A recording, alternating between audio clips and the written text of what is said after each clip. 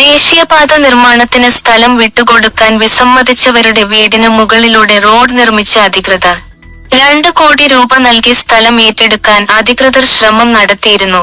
എന്നാൽ വീട്ടുകാർ സമ്മതിച്ചില്ല. ഇതോടെ അധികൃതർ നിർമ്മാണവുമായി മുന്നോട്ടു പോവുകയായിരുന്നു. ചൈനയിലാണ് സംഭവം.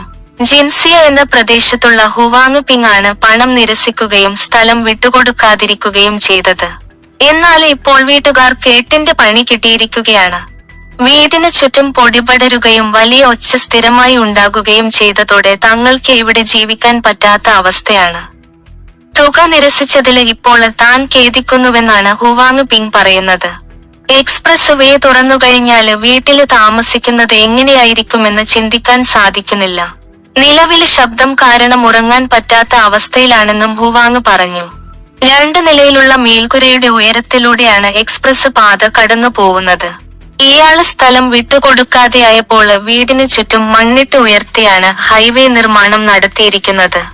ഇവരോട് നിരവധി ചർച്ചകൾ നടത്തിയിരുന്നു. എന്നാൽ ഇവർ വഴങ്ങാതെയായതോടെയാണ് ഈ മാർഗം സ്വീകരിച്ചത് എന്ന് അധികൃതർ പറയുന്നത്.